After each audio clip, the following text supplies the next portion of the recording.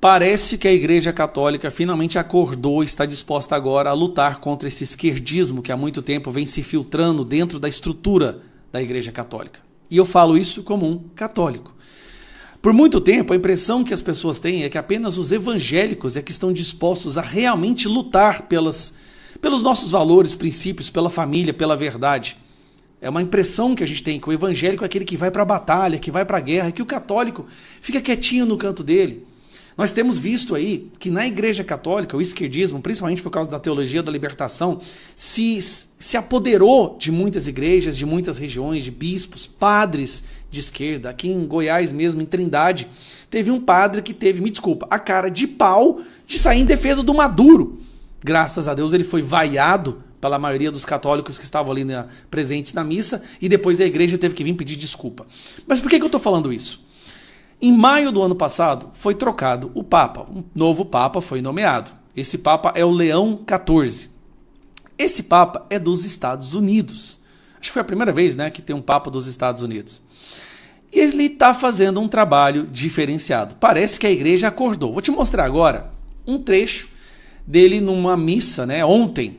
It cannot be overlooked that the persecution of Christians remains one of the most widespread human rights crises today, affecting over 380 million believers worldwide.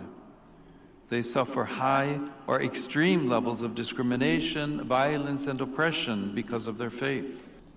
Há quanto tempo eu não vi um Papa falar uma coisa óbvia? Os cristãos são hoje os mais perseguidos do mundo.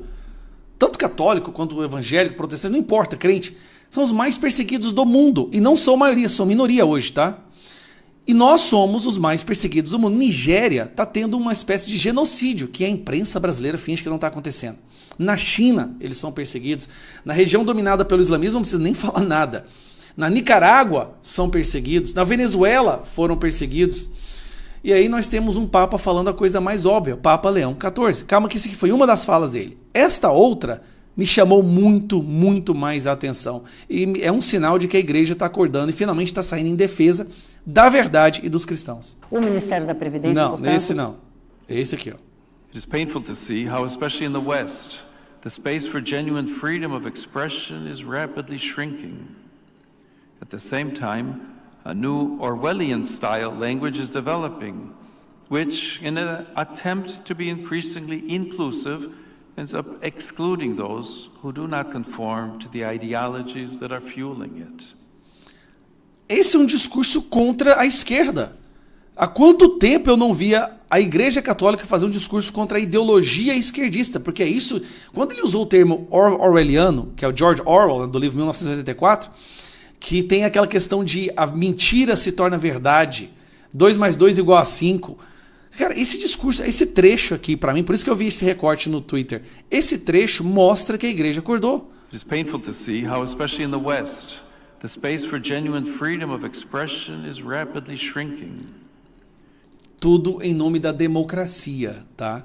E contra o discurso de ódio. At the same time, a new Orwellian-style language is developing, which, in an attempt to be increasingly inclusive, ends up excluding those who do not conform to the ideologies that are fueling it. Parabéns, Papa Leão XIV. Parabéns por ter falado algo que nós estamos falando há tanto tempo. Os cristãos estão sendo censurados, perseguidos.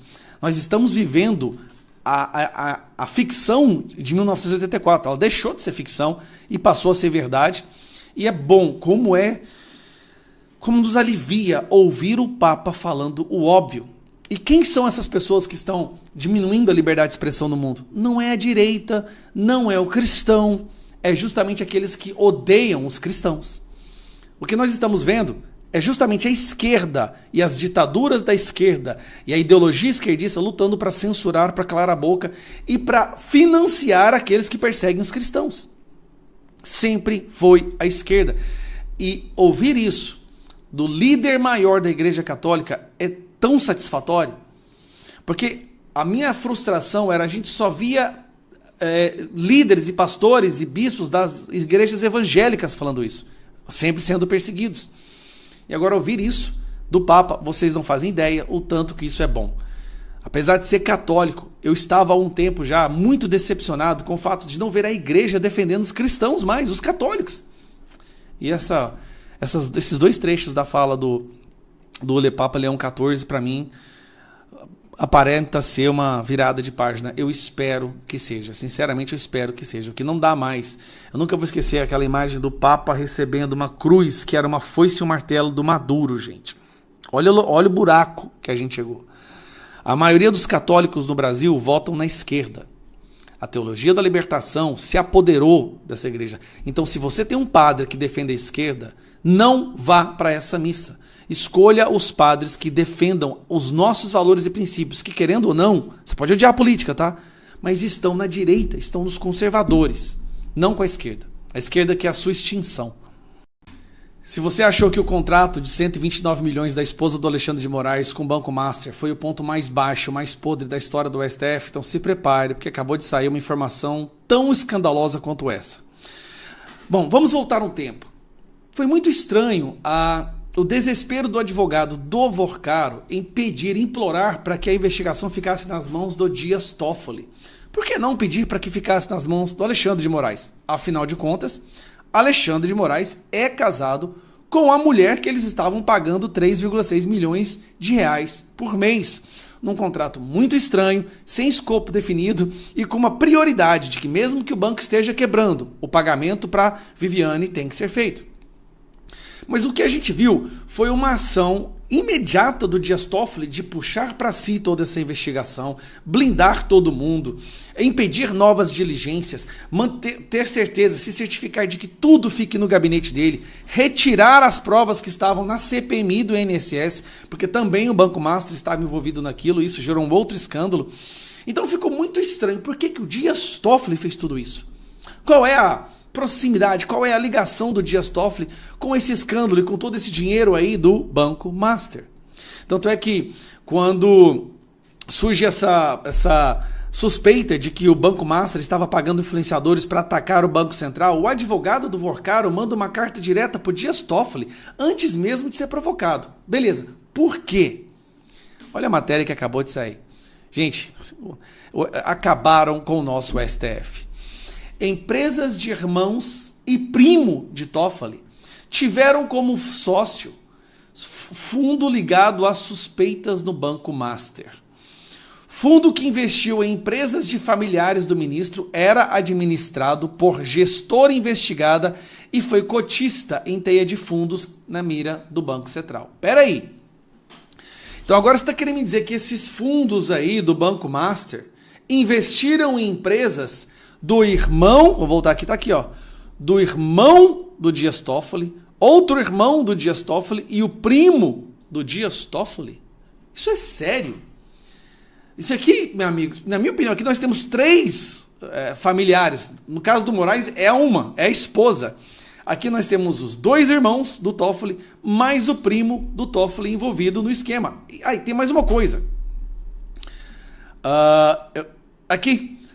A conexão com o caso Master se dá por uma cadeia de fundos. O Arlin foi um dos cotistas do RWM Plus, que por sua vez também recebeu investimentos de fundos ligados à Maia 95, em um dos 6 apontados do Banco Central. Como integrantes da suspeita teia de fraudes de banco de Daniel Vorcaro, o fundo Arlin em si não é alvo da investigação. A Arlin e todos os demais fundos da teia têm como administradora a REAG. A REAG é aquela que recebeu busca e apreensão por estar ligada com o PCC. Vocês estão entendendo a gravidade disso daqui? A administradora da Arlin, que foi uma das que financiou e investiu nas empresas do irmão do Toffoli, ela também era administrada fundos do Vorcaro e ela está no carbono oculto por lavar dinheiro da PCC. A Folha procurou a assessoria do STF e perguntou se Dias Toffoli tinha conhecimento dessas conexões e se ele considera que as informações criam algum empecilho para a sua condução do caso. Mas o ministro não respondeu até a publicação da reportagem. E parentes do ministro também não se manifestaram. Com apenas um cotista, Arlim foi encerrado no fim do ano passado. De acordo com o balanço de 2005, ele tinha apenas 4 investimentos em 2 empresas ligadas à família Toffoli, Tayaya e DGEP. E em uma holding que não aparece nas bases de dados. Eu fiz, cara, tá tudo se desvendando agora.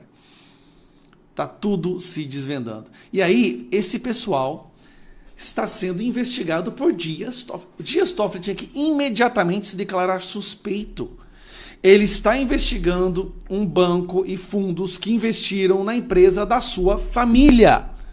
Já não basta Flávio Dino estar investigando a corrupção do consórcio do Nordeste, que comprou respiradores que nunca chegaram de uma loja de maconha. E ele era um governador envolvido no Banco do Nordeste. Preste atenção nisso. Flávio Dino, ele está investigando um caso no qual ele é o suspeito de praticar corrupção. Aí você acha que não tem como piorar. Tem, gente. Não é só a esposa do Moraes, agora é a família do Dias Toffoli. Gente, a nossa Suprema Corte foi sequestrada. Quando é que o Brasil vai entender isso? A nossa Suprema Corte foi sequestrada. E a partir disso nós estamos vendo a deteriorização, o esfacelamento da nossa democracia.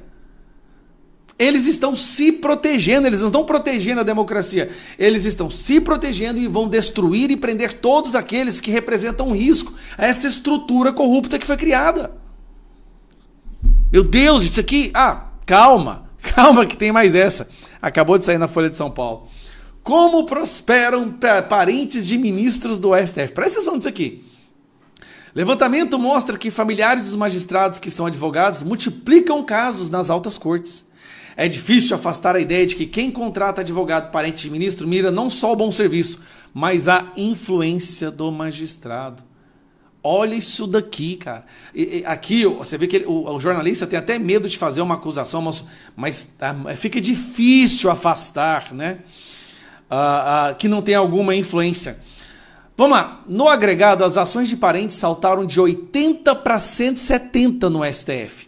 E de 208 para 1.394 no STJ, que agora saiu a Malu Gaspar com a bomba falando de venda de sentenças no STJ. Note-se que esses resultados tendem a ser conservadores, já que não são considerados os sócios nas firmas de advocacia dos familiares dos magistrados. Meu Deus do céu! Como que a gente chegou nesse buraco? O problema não é novo e já foi jocosamente chamado de filhotismo. Nos últimos anos, porém, somou-se ao crônico noticiário dos luxuosos eventos jurídicos do exterior, né, que é o caso do Banco Master, pagando palestra, pagando jantar. Todas essas palestras, todos esses leads, todos esses eventos que os nossos ministros vão para fora, sempre quem financia são instituições que estão sendo julgadas por eles ou que estão cometendo algum crime, já estão se preparando, já se blindando, caso sejam julgadas por eles. Mas a democracia está pungente, tá? A nossa Suprema Corte resgatou a democracia. Me desculpem, como que nós deixamos o Brasil chegar nesse buraco? Eu te falo como. Não, eu estou fazendo essa pergunta, mas ela é retórica, eu sei. Nós temos um Senado acovardado. Uma minoria, talvez 20 senadores ali realmente de direita que lutam pela verdade, estão dispostos a sacrificar. Mas apenas o Senado pode botar um ponto final nisso. O que nós temos hoje é uma instituição que foi sequestrada por pessoas que não têm as menores intenções republicanas. E que não só isso, como se não bastassem praticarem atos suspeitos, dão um jeito de dizer que tudo que é falado contra eles é discurso de ódio, ataque às instituições. Quantas pessoas tiveram suas vidas destruídas por ter feito essas perguntas que agora a Folha de São Paulo está fazendo? Alan dos Santos falava exatamente isso. E agora está lá com mandato de prisão, tendo que morar nos Estados Unidos. Até quando isso vai ficar assim? Eu só vejo um caminho. Maioria no Senado. A pergunta é, eles sabem que com a maioria no Senado eles serão... a democracia será resgatada. Aí vai a pergunta, eles vão permitir que a gente faça a maioria no Senado ou vão ter que prender todos nós?